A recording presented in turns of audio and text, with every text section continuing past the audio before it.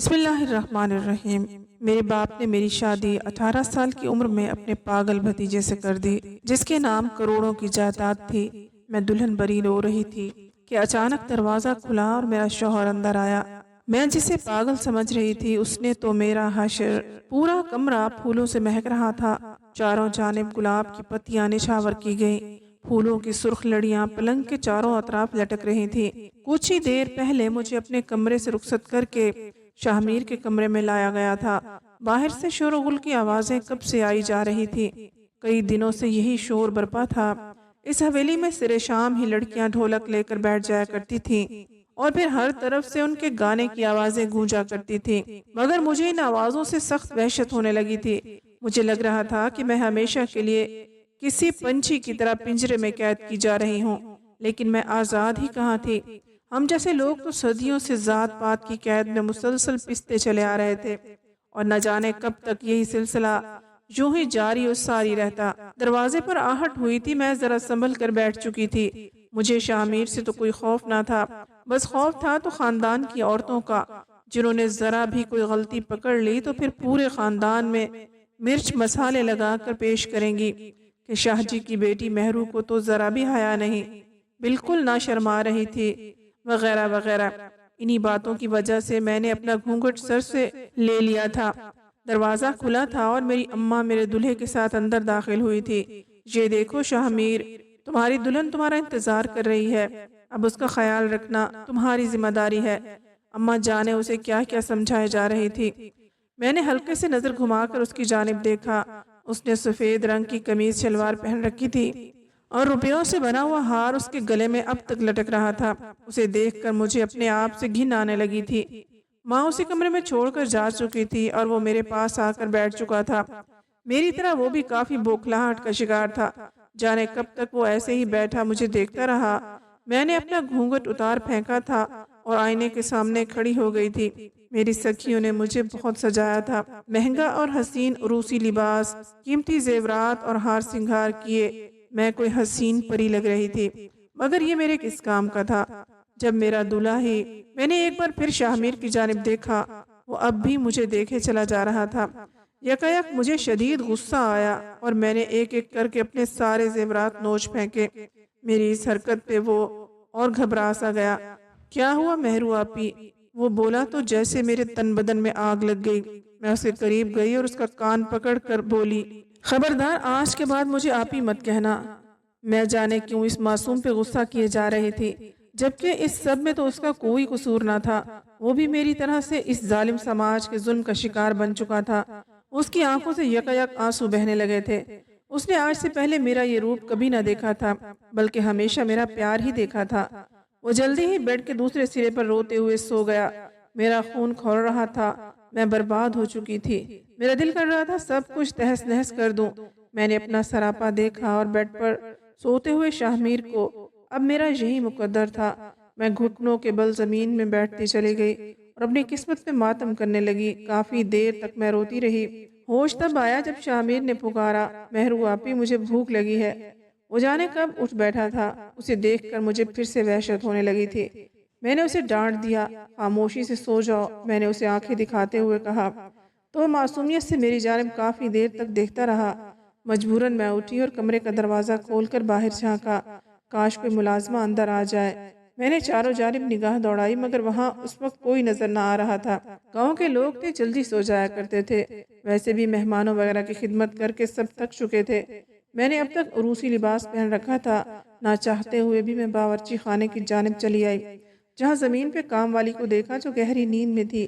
میں نے اسے جگانا مناسب نہ سمجھا اور خود ہی فریج میں سے دودھ کا گلاس لیا اور واپس چلی آئی۔ شاہ میر میرا انتظار کر رہا تھا۔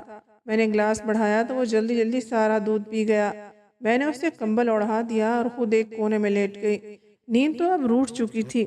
مجھے یاد آ رہا تھا جس دن میرے چچا اور چچی کا انتقال ہوا تھا۔ وہ نواب شاہ سے حیدرآباد جا رہے تھے کہ راستے میں ایکسیڈنٹ ہو گیا اور وہ دونوں ہی جہاں سے چلے گئے۔ اس دن حویلی میں کوہرام مچا ہوا تھا، لوگ جوک در جوک تعزیت کے لیے آ رہے تھے۔ میری عمر اس وقت 15 سال تھی اور میرے چچا کے اکلوتے بیٹے کی عمر صرف 6 سال کی تھی۔ اتفاق سے اس دن وہ چچا والوں کے ساتھ حیدرآباد نہیں گیا تھا کیونکہ اسے بخار تھا۔ شاہمیر میرا بہت لاڈلا تھا، ہر وقت میرے پاس ہی رہا کرتا تھا، اور چچا کے چاہتے ہی جیسے میں اس کا سایہ بن گئی تھی۔ میں سارا وقت اس کے لاڈ اٹھایا کرتی، اس کے چھوٹے چھوٹے کام اپنے ہاتھوں سے کیا کرتی تھی۔ کبھی اس کے ساتھ چھپن چھپائی کھیلا کرتی تو کبھی وہ کرکٹ کھیلنے کی ضد کیا کرتا، اور میں اس کی ہر ضد پوری کرتی، یہاں تک کہ میرے حلق سے ایک نوالہ نہ گزرتا تھا جب تک وہ کھانا نہ کھا لیتا۔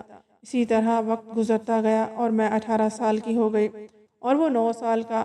خاندان سے روز کوئی نہ کوئی رشتہ آتا رہتا تھا۔ میرے لیے ویسے تو میں خوبصورت تھی، لیکن یہ رشتے میرے حسن کی وجہ سے نہیں بلکہ بابا سائیں کے نام کی وجہ سے آیا کرتے تھے۔ میں ان سب سے بے نیاز اپنے آپ میں مگن رہا کرتی تھی۔ ویسے بھی ہمارے خاندان میں لڑکیوں کو شادی کے معاملات میں بولنے کی اجازت نہ تھی، لیکن ایک دن جب میں بابا سائیں کے کمرے کی طرف جا رہی تھی تو میں نے اماں کی باتیں سن لی۔ شاہ جی، پھر آپ نے کیا سوچا ہے مہرو کے رشتے کے بارے میں؟ اماں کی آواز تھی۔ میں اچانک وہیں رک گئی۔ بابا سائیں کی آواز ہلکی سی آئی تھی۔ سوچنا کیا ہے مہرو کی، بات صاف ہے، میں اپنی بیٹی کی ارے گرے کے ساتھ شادی نہیں کر سکتا جبکہ لڑکا گھر میں موجود ہے۔ ان کی دو ٹوک آواز تھی، لیکن شاہ جی وہ تو مہرو سے کافی چھوٹا ہے۔ اماں نے ہچکچاہٹ سے کہا، میں کوئی عمر وغیرہ نہیں دیکھوں گا۔ شاہ کی کروڑوں کی جائیداد پہ کوئی اور لڑکی آ کر قبضہ کیوں کرے جبکہ اس کے تایا کی بیٹی موجود ہے، اور میں بھی اپنی ساری جائیداد کسی غیر کے حوالے کیوں کروں؟ ان دونوں کی گفتگو سن کر میرے ہوش اڑ گئے تھے۔ میرا دماغ سائیں سائیں کر رہا تھا۔ یہ میں کیا سن رہی تھی؟ میری قسمت کا یہ کیسا فیصلہ کیا جا رہا تھا؟ میں الٹے قدموں بھاگتی ہوئی اپنے کمرے تک آئی تھی۔ اس دن رو رو کر میرا برا حال ہو چکا تھا، مگر میں ایک بے زبان جانور کی طرح کسی سے کچھ نہیں کہہ سکتی تھی۔ بابا سائیں نے بس اپنی پرکھوں کی جائیداد بچانے کی خاطر مجھے قربان کرنے کا فیصلہ کر لیا تھا، اور آج اس فیصلے کو عملی جامہ پہنایا جا رہا تھا۔ کسی کو حیرت یا اچنبھا نہ ہوا تھا، کیونکہ سید زادیوں کے ساتھ ہمیشہ ایسا ہی ہوا کرتا تھا، یا تو ان کو کسی بوڑھے کے حوالے کر دیا جاتا یا کسی بچے کے حوالے، اور اگر دونوں ہی میسر نہ ہوں تو پھر ان کا نکاح قرآن پاک سے کر دیا جاتا تھا، جس کا مطلب یہ ہوتا تھا کہ وہ اپنے نکاح کا حق اپنے والدین کو معاف کر دیتی تھی۔ جانے کہاں سے عجیب و غریب رسومات آئی تھی۔ میں بس یہی سوچتی جا رہی تھی کہ صبح کا سورج طلوع ہو چکا تھا۔ ہر جگہ سے گہما گہمی کی آوازیں آ رہی تھی۔ میری ماں جب میرے کمرے میں داخل ہوئی تو مجھے ابھی تک اسی حلیے میں بیٹھا دیکھ کر کچھ پریشان ہوئی تھی۔ مہرو، تو نے لباس کیوں نہیں تبدیل کیا؟ وہ پیار سے میرا ماتھا چوم کے پوچھنے لگی۔ کیوں اماں، کیا لباس تبدیل کرنے سے میری قسمت بھی تبدیل ہو جائے گی؟ میں نے چپتے ہوئے لہجے میں سوال کیا۔ اماں دکھی ہو کر میری جانب دیکھنے لگی۔ دیکھ مہرو، یہ سب تیرے ساتھ ہی ہوا، کئی لڑکیوں کے ساتھ ہوتا رہا ہے۔ میں تیرے بابا سے 20 سال چھوٹی ہوں، اور دیکھو کبھی میں نے کوئی شکایت کی، اور تو خوش نصیب ہے شاہ میر چند سالوں میں گھبرو جوان ہو جائے گا، اور پھر تم دونوں میں کوئی فرق نہیں لگے گا۔ وہ مجھے بہلائے جا رہی تھی، مگر میں سر جھٹک کر وہاں سے اٹھ گئی تھی۔ جس لڑکی کو اپنی شادی میں کوئی خوشی حاصل نہ ہو پائی تھی، وہ آگے کیا خوش رہ پاتی؟ میں اماں کے کہنے پر لباس تبدیل کرنے چلی گئی۔ اب شاہ میر مجھے آپ ہی نہیں صرف مہرو کہا کرتا تھا۔ کبھی وہ کھیل کود سے گھر آتا تو اس کے کپڑے مٹی سے خراب ہو رہے ہوتے۔ ایک دن مجھے شدید غصہ آیا اور میں نے اس کے گال پر زوردار تھپڑ دے مارا تھا، جس پر وہ سسکنے لگا۔ مہرو، تم اتنی ظالم کیوں ہو گئی ہو؟ وہ کافی دیر رونے کے بعد ہچکیوں کے بیچ میں بولا تھا۔ اسے اس طرح دیکھ کر میرا دل کٹنے لگا تھا۔ یہ میں کیا کر رہی تھی؟ اس معصوم کے ساتھ ایک یتیم بچہ جسے میں اپنی قسمت کی خرابی کا سبب ماننے لگی تھی۔ اسے تو اب تک سمجھ میں ہی نہیں آیا تھا کہ وہ میرا شوہر تھا۔ اس دن میں نے خود سے عہد کیا تھا کہ اب میں شاہ میر کے ساتھ ناانصافی نہیں ہونے دوں گی۔ بابا سائیں نے اس کی جائیداد کی خاطر اس کی قسمت کا فیصلہ کر دیا تھا، مگر میں اسے اس طرح اس ظالم سماج کا حصہ بننے نہیں دوں گی۔ اب میں شاہ میر کی سیاہ اور سفید کی مالک تھی، اور میں نے دوسرے دن ہی اس کا اچھے اسکول میں داخلہ کروا دیا جو ہمارے گاؤں سے بس تھوڑی ہی دور تھا، اور شاہ میر بڑی بڑی گاڑیوں کا مالک تھا، ڈرائیور موجود تھا۔ اسے لانے جانے کی ذمہ داری میں نے اسے سونپ دی تھی۔ اب وہ کافی خوش رہنے لگا تھا۔ اسکول سے واپسی پہ آتا تو مجھے سارے قصے سنایا کرتا تھا۔ میں نے بس 9 جماعتیں ہی پڑھ رکھی تھی، وہ بھی گاؤں کے اسکول سے، مگر میرا مقصد اسے اعلیٰ تعلیم دلوانا تھا۔ میں نے بابا کی ایک نہ سنی۔ اب شاہ میر میری ذمہ داری تھا، مجبوراً وہ خاموش ہو چکے تھے۔ دن پر لگا کر گزرتے چلے گئے۔ ایک دن شاہ میر کراچی سے واپس آیا تو بہت خوش تھا۔ دیکھو مہرو، میں تمہارے لیے کیا لایا ہوں، وہ خوشی سے بولا۔ تو میں نے دیکھا اس کے ہاتھ میں انجینئرنگ کی ڈگری تھی۔ آج میں بہت خوش تھی، میرا مقصد پورا ہو چکا تھا۔ شاہمیر میرا ممنون تھا کہ میں نے اس کے لیے یہ قدم اٹھایا، ورنہ وہ بھی آج ایک عام سا وڈیرا ہوتا۔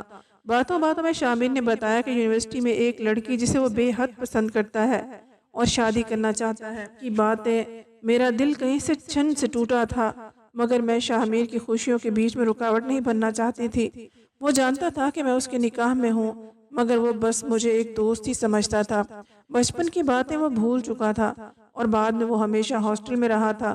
حویلی میں کوئی نہیں جانتا تھا کہ ہم دونوں کے درمیان شوہر بیوی والے تعلقات نہ تھے، اور آج جب وہ اپنی خواہش ظاہر کر رہا تھا تو میں نے اس کی خواہش کا احترام کیا۔ تم فکر نہ کرو شاہمیر، تمہاری شادی ضرور ہوگی اور تمہاری پسند سے ہوگی۔ وہ کچھ ہچکچاہٹ کا شکار تھا۔ وہ مہرو چاچا سائیں کبھی اجازت نہیں دیں گے، لیکن میں نے اسے کہا کہ یہ سب میرا کام ہے۔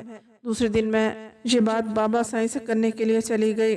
بابا سائیں نے خوب واویلا مچایا، تو پاگل ہو گئی ہے مہرو، اپنے شوہر کو کسی انجان لڑکی کو سونپنا چاہتی ہے۔ وہ سخت عیش میں آ گئے تھے۔ بابا، وہ میرا شوہر تب بنا تھا جب اسے ان سب باتوں کا کچھ پتہ نہیں تھا۔ میں اب اسے سماج کے نظام کی بھیٹ نہیں چڑھنے دوں گی۔ مہرو، وہ لڑکی ساری جائیداد پہ قبضہ کر لے گی تو بابا سائیں کیا کرنا اس جائیداد کا؟ ہم سب نے تو ایک دن مر ہی جانا ہے۔ میں ان کو اپنا دو ٹوک فیصلہ سنا کر وہاں سے چلی آئی تھی۔ شاہمیر بہت خوش تھا۔ میں نے اسے اپنے سارے زیورات نکال کر دیے اور کہا کہ یہ میری طرف سے اپنی دلہن کو دینا، تو وہ عجیب نظروں سے دیکھنے لگا۔ مہرو، یہ تو تمہارے ہیں۔ وہ کچھ شرمندہ سا تھا۔ میں کیا کروں گی ان کا؟ وہ جوان ہے، پہنے گی، میرے پاس تو رکھے رکھے سڑ رہے ہیں۔ میں نے اپنا رخ موڑا اور بڑی مشکل سے اپنے آنسوؤں پہ ضبط کا بندھن باندھا، کہیں شاہمیر اپنی خوشیوں کی قربانی نہ دے دے۔ میں نے اسے جانے کا کہا، شادی کی تصاویر ضرور بھیجنا شاہمیر، میں نے کانپتی آواز میں کہا تو وہ سر جھکا کے اپنا سامان اٹھانے لگا۔ وہ آہستہ آہستہ کمرے سے نکلا تھا اور بار بار مڑ کے مجھے دیکھے جا رہا تھا۔ میں نے زبردستی مسکرانے کی کوشش کی۔ اس کے جاتے ہی ضبط کے سارے بندھن ٹوٹ چکے تھے۔ آج میرا شاہمیر مجھ سے جدا ہو چکا تھا۔ مجھے اندازہ نہ ہوا تھا کب میں اسے چاہنے لگی تھی۔ اس کا چہرہ میری نظروں کے سامنے گھوم رہا تھا۔ اس کی چاہت میرے دل میں گھر کر چکی تھی، مگر میں اپنی خواہشات کی وجہ سے اس کی خواہشات کا گلا نہیں گھونٹ سکتی تھی۔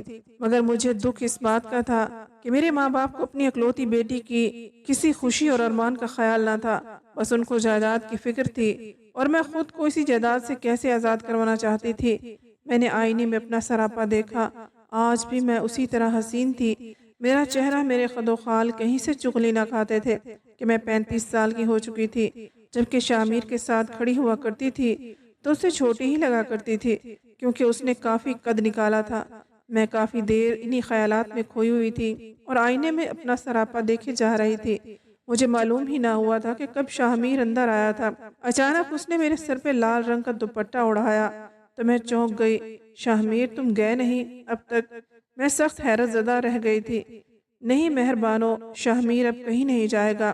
اس کی منزل تو مہرو ہے، پھر وہ کسی اور لڑکی کی جانب کیوں دیکھے؟ اس کا لہجہ آج بدلا ہوا تھا۔ میں چونک کے رہ گئی۔ کیا ہوا شاہمیر؟ میں نہ سمجھنے والے انداز میں پوچھنے لگی تو اس نے وہ ٹیکا اور جھومر مجھے پہنانا شروع کیا۔ مہرو، آج جب تم سے گہنے لے کے جا رہا تھا تو میرا دل مجھے روکنے لگا تھا۔ ایک دم اچانک سے مجھے محسوس ہوا کہ ماریا سے صرف لگاؤ ہے اور مہرو سے تو محبت ہے۔ پھر میں 4 دن کے لگاؤ کی خاطر اپنی سالوں کی محبت، اپنی منکوہا کو کیسے چھوڑ کے جا سکتا ہوں؟ وہ مجھے والہانہ انداز میں دیکھے جا رہا تھا اور میں شرم سے پانی ہوئی جا رہی تھی۔ یہ تم کیا کر رہے ہو؟ چھوڑو مجھے۔ میں نے اپنا ہاتھ چھڑانے کی کوشش کی، مگر اس کی پکڑ مضبوط تھی۔ بس اب ایک لفظ نہیں۔ اچھی لڑکیاں شوہر کے آگے زبان نہیں چلاتی۔ وہ مسکرا کر کہنے لگا تو میرے چہرے پہ بھی ہلکی سی مسکراہٹ آ گئی تھی، جسے میں نے چھپانے کی کوشش کی۔ میں وعدہ کرتا ہوں آج کے بعد کسی مہرو کے ساتھ زیادتی نہیں ہوگی۔ اگر کسی نے ذات پات کی خاطر کسی لڑکی کا حق مارنے کی کوشش کی تو اس کی سزا موت ہوگی۔ وہ ایک عزم کے ساتھ کہے جا رہا تھا اور اس کے الفاظ میرے کانوں میں رس گھول رہے تھے۔ 20 سال کی محنت کا صلہ آج مجھے مل چکا تھا۔ ہاں، میں نے بہت انتظار کیا تھا، مگر دیر آید درست آید۔ امید ہے آپ کو آج کی کہانی اچھی لگی ہوگی۔ مزید کہانیاں سننے کے لیے چینل کو سبسکرائب کر لیں۔ اگلی کہانی تک اجازت دیں۔ اللہ حافظ۔